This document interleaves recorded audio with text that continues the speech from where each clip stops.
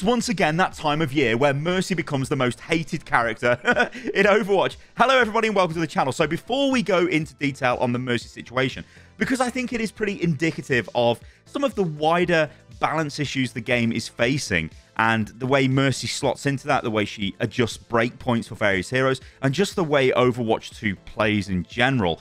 I want to show you guys some tweets first from the Executive Overwatch 2 Producer and from the lead balance dev, because they've got some little snippets of information on some fairly interesting topics. So let's begin with this.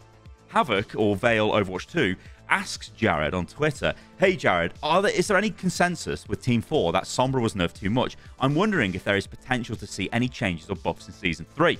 And Jared just says, well, yeah, great question. Maybe Alec can answer it, and he pings him on Twitter, but he says no guarantee because he might be busy. Well, obviously you pinged by your boss, you decide to answer the question. So Alec comes forward and he goes, yeah, actively working on some changes for Sombra, but won't be for Season 3. Hopefully have more to share soon. So here's the thing, right? Sombra was really powerful and then she was nerfed, but the way she was nerfed just completely removed her out of the game. So they're going to buff her again, but not for Season 3, probably for Season 4, and that's all we know. Like, okay, that's fine. Sombra is in a bad situation at the moment.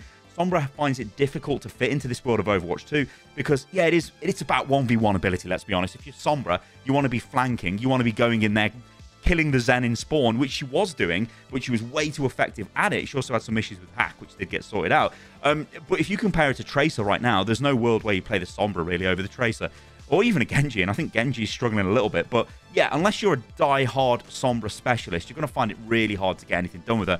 And I think it is pretty fair that people do say she's the weakest DPS in the game at the moment. But there is a buff coming. What it looks like and what it'll do, we don't know, but it'll probably be in Season 4. Gideon Williams then asks, are there any plans to reward players with free coins for playing the game or increasing the amount they get from the weekly challenges? And Jared responds to this and says, we have some updates coming in Season 3 that we'll be talking about soon to help address the lack of choice in rewards. And I'll keep it vague for now, and a stupid smiley face. So what does this mean? Okay, all right.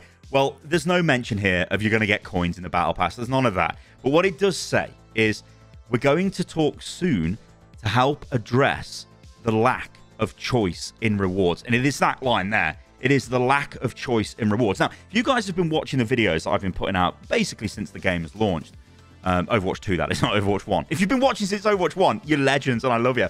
But especially since the launch of Overwatch 1. Let me know in the comments below if you actually have been here since day one, because you're heroes and I'm loving your work. But yeah, this is basically saying lack of choice. So if you've been watching my recent videos, you will know that I do moan about the state of the Battle Pass. It's got terrible rewards and all of that stuff.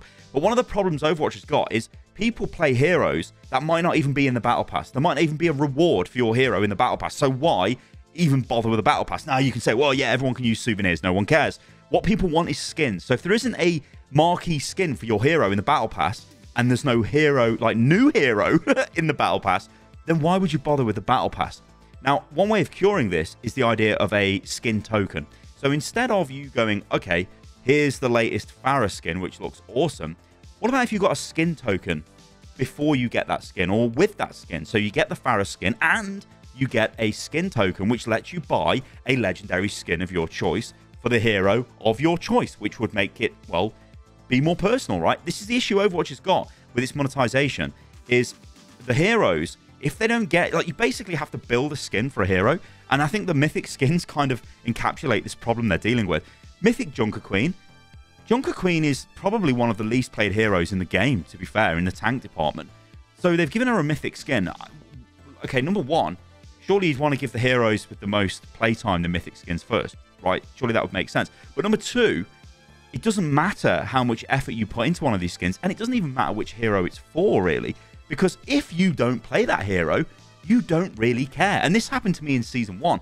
The Genji skin, okay, it's way better than the Junker Queen skin. Technically, it's just better. It's better in every way. But I don't play Genji. And in fact, Genji's my least played DPS hero in the entire game. I don't play him. So I never play with that skin. I never use it. It's equipped, but I never use that skin.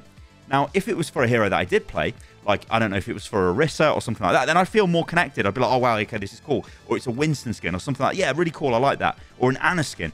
But if it's not, then I'm less inclined to, well, use that skin. Now we jump forward to a game like Valorant. Now, I know Valorant isn't everyone's cup of tea, and I don't even play Valorant myself. Anyway, I played it at launch, and that was it. But Valorant is one of those games. Apex Legends, again, is another one we can use. Although Apex does have character skins. So I think we'll just stay on Valorant for the example right now, because I want to talk about weapon skins. Valorant weapon skins you can use on any agent. So if you get that weapon skin, it's applicable to every time you play the game and you select that weapon. Overwatch it isn't, because you might have that awesome Genji mythic skin, but Genji might not be meta because the balance devs have just decided to destroy him. So you're like, okay, well, I can't even use Genji anymore, so I need to play a different hero. That's the problem Overwatch has got with its monetization and making people actually want to invest in the game. So, yeah. But I guess what I'm saying is, look, yeah, if this is what Jared is saying, there's going to be some sort of token or some sort of way to customize your Battle Pass rewards to the heroes that you play, good job. If not, then I don't know why he said that. It must be. It's got to be right, because that's kind of what he's implying there. Now, I want to stay on the topic of this new executive producer of Overwatch 2, because this is a really interesting response here to a tweet. And I think it gives you a little bit of insight into the way he's thinking specifically. So, SVB, great content creator, go and follow him. He says, I'm a fan of the free-to-play model, but I wonder if it's part of its effect, is to make it so that we're never satisfied with the game we're playing. It's always going to be thinking about the next update or change we want rather than enjoying what we do have. And Jared responded to this and said, I think this is just the new reality of how we all engage with live games, streaming media, etc. these days. There's always a next thing to anticipate or worry about, and we're losing the ability to be present. So that's fine, you know, whatever, they're just comments back and forth on Twitter, but it's this last line here.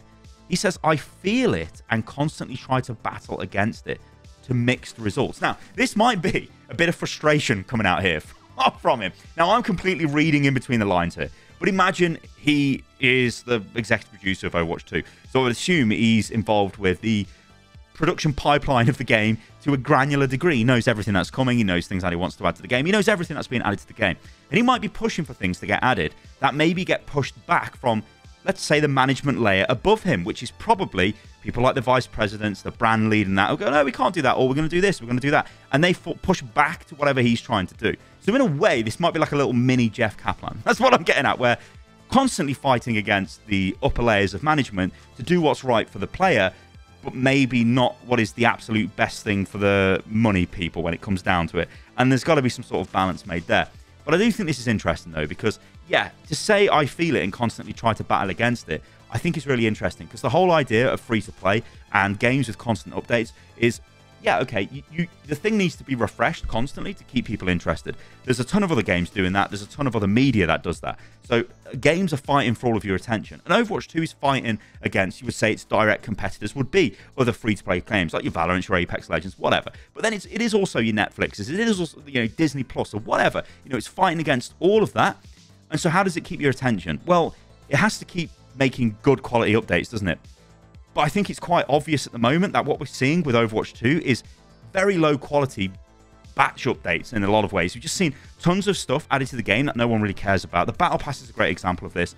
I think some of the recent stuff they've done specifically with the Junkenstein's Wrath of the Bride event, I think that was kind of okay, but it was maybe not a lot there. I think people are still in that mode of getting really sort of hyped for the next Overwatch update. What could it be? And then when it turns out to be something that's, you know, okay, but isn't really a lot, people then tend to get a bit miffed. And I think this could come to a massive crescendo when the first version of whatever the PvE looks like is launched. If it isn't this earth-shattering, massively detailed and the content with a ton of depth, I think people will be really disappointed. And so I'm kind of a little bit worried myself where that goes and what we'll see PvE look like towards the end of the year. But yeah, I just thought this was cool. It's a nice sort of comment by the executive producer. We can kind of, you know, try and extrapolate and read between the lines. But you guys in the comments below, let me know what you think about this. And yeah, okay, let's do the Mercy thing, because oh my days, what is going on here? So the frustration isn't necessarily Mercy herself, right? What is happening in Overwatch 2 at the moment is, again, the balance updates are really pretty slow, and they're not being, well, very obvious problems are not being fixed. So the power of Sojourn, the power of her railgun shot, is not really being addressed, when it could be addressed fairly quickly, I would imagine, by changing a few values on a spreadsheet, which they can probably do without a major update to the game, so they don't need a big patch to do this. But what happens is, on her own, taken in a vacuum, without a Mercy damage boost, because that's specifically where a lot of the frustration is coming from, Sojourn is kind of okay. She can still do a fair amount of damage especially if she lands a headshot, but it's maybe not going to annihilate most of the cast. The issue is, when you link her up with a damage boost, she then becomes, in essence, better than she was before she was nerfed, right? So she can still delete most of the cast at range if she's got a damage boost. Now, what this does is you see a very clear divide in the way games play out. Now, I've noticed this a hell of a lot, but if you see a Mercy pocket with, I mean, this isn't just Sojourn as well. It can be Ashe is really strong with this as well. But let's just keep using Sojourn as the example because she is broke and does need nerfing. Mercy damage boosts the Sojourn on the enemy team. My team doesn't have a Mercy, but it does have a Sojourn. The problem we've got here is the enemy Sojourn, if it hits my Sojourn with the damage boost, will kill it every single time. And it's like, uh-oh. But then what is really interesting about Mercy is that you then start seeing other frustrations coming out from, you know, pretty notable community members where they might say things like, actually, we all hate Mercy's res. It's the worst thing ever. Like, if a tank gets killed, Mercy just flies in and reses the target. We've expended a load of resources to kill this tank. Maybe we've used multiple ultimates. And all that's happened is Mercy's pressed one of her abilities and that target is now back in the game. It's super frustrating, yada, yada, yada. Now, this isn't new. This is something we've had for a long, long time in Overwatch. You know, I remember going right back to the days of Mercy's mass res. I remember playing on Temple of Anubis and Mercy hiding in the enemy spawn, just sitting there waiting for everyone to die because we've all used our abilities. A lot of the time, it will be grab dragon combos would be used to kill the enemy team, but you've used two ultimates. Mercy sits in the spawn, pops her ultimate at the time because mass res was an ultimate, and then just res the whole team. And then you're like, okay, well, we've spent two ultimates, you used one, and I guess we go again. It was never great, and it was really frustrating. And it's kind of, we're seeing that again, although this res is nowhere near as powerful as mass res. Obviously, it's just a single target res. But I don't think res is that damaging, and I don't think that's the issue players have got. And I don't even think players have got an issue with Mercy specifically beyond the damage boost. It is literally damage boosting because it's attached to Mercy. It's causing all of these issues where Mercy changes the breakpoints. What does Sojourn's railgun damage do without Mercy damage boost? Is it enough to kill a Tracer? No.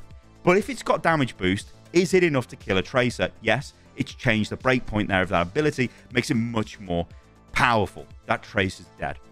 To get to that, you require the Mercy. Now, there are other abilities in the game that are like this, right? That can feel kind of frustrating to play against. Things like Batiste Lamp. It doesn't feel great when he throws Lamp down and it stops people dying. You're like, oh, well, I would have got a kill there, but now I need to stop shooting the player, which I think is fun, and now shoot the drone, which is not fun. And we get into this question of skill required to drop the drone is literally nothing. You know, Batiste just presses a button and it throws it on the floor. Again, these are all loosely connected because you look at the Mercy situation, you know it's a damage boost issue. Then you start seeing players like attributing other annoyances onto Mercy, which I don't think is particularly fair, especially when you're looking at Guardian Angel. A lot of players are like, oh, she's way too maneuverable. She's all over the place. This is ridiculous. What's going on? Yada, yada, yada. Yeah, but that's part of Mercy's playstyle, and that's totally fine. But it is just this issue with damage boost. And, okay, we probably do need to talk about other heroes here and not just lay this all onto Sojourn. Think about Pharah Mercy combo, Pharah Echo combo. Not Echo, what am I talking about? Pharah Echo Mercy, there you go. Pharah Echo combo, no. Well, I guess Pharah Echo and then a Mercy. But if you've got a Mercy pocket for any of those heroes, they become amplified. Their breakpoints are changed. They're super strong. The enemy team then has to do something about it.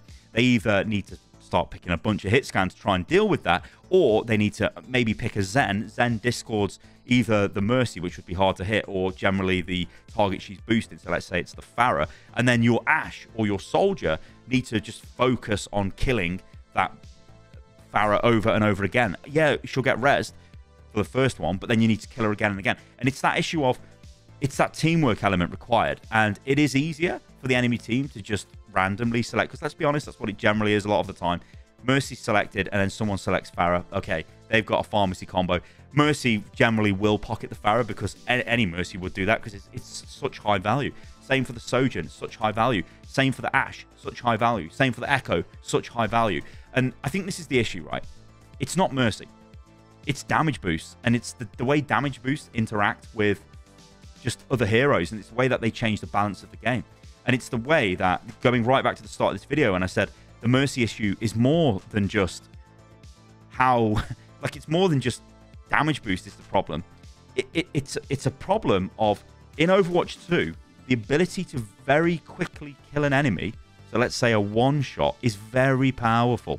Look at the heroes that are incredibly meta at the moment. Why is Roadhog being played all the time? Because he's a tank with basically 1,000 HP when he's healing. With a one-shot. I mean, how insane is that? He can just one-shot people. It is so powerful. Any of you guys played Overwatch 1 back in the day, remember when Doomfist launched? His punch was a one-shot. If you punched you into the wall, you were dead. It was so stupidly powerful. We jump forward to present day. Look at Widow. It's a one-shot. It is incredibly powerful. The issue then becomes, what happens if heroes that don't have inherent one-shots suddenly get one-shots because they've got a damage boost? Now, I know Ashe isn't a one-shot with a damage boost. I mean, she can be on like a Tracer headshot, for example, but it just rapidly or really increases her damage base, so she's putting out tons of damage. Same for Pharah. Her rockets are suddenly doing tons of damage. But the big one is the Sojourn, because the railgun is so powerful, and because it is that hit scan weapon, and it still is kind of forgiving to land the shot. If you are damage boosted, you're going to do a lot. Now, here's the thing, right?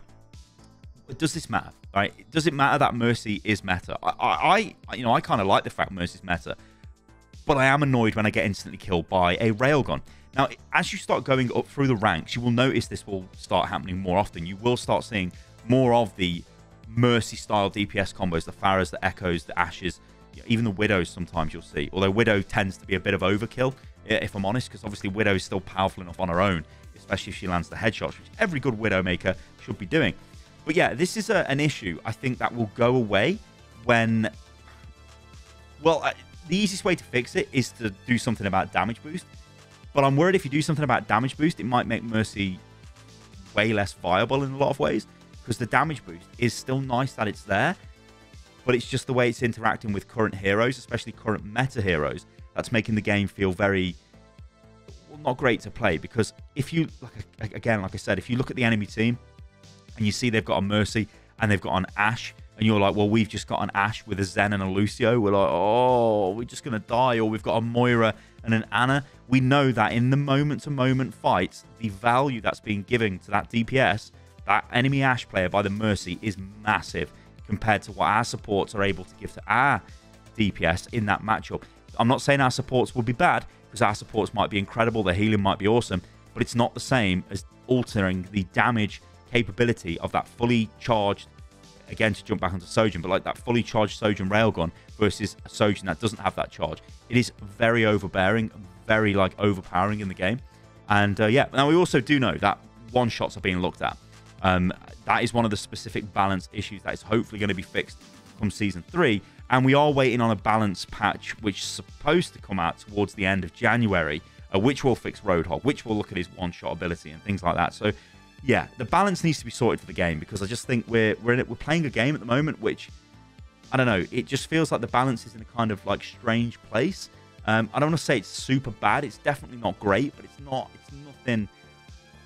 Well, you're not really jumping into Overwatch and going, wow, I can play whatever I like, we can do whatever we like, because, uh-oh, the enemy team have got a Mercy and a Sojourn. Anyway, you guys let me know what you think about this in the comments below. I did go slightly ranty, I suppose, towards the end of that Mercy section, but I think this is something we could talk about for hours and hours and hours, because the way Mercy interacts with the game, she's like a staple of Overwatch. Anyway, I could just keep talking about this, but I want you guys to let me know what you think in the comments below. And yeah, thank you for watching the video, guys. Apologies for the delay in content, because I basically took a week off. I don't want to say I was feeling down, but I was feeling very disconnected, to be honest. I think that's the best way to put it, from Overwatch. I was disconnected. I needed to sit down, play some games, try and get myself back into the game. And it's a struggle, if I'm honest. And I'm just sort of trying to focus on things that are maybe coming in the future that might, you know, pick the game up a little bit, make it a little bit more, kind of give it that Overwatch 1 feeling back. I don't know. Maybe it'll never come back. I don't know. But we'll see. All right, guys. Thank you for listening, watching the video. And I'll catch you lot on the next one. See you soon.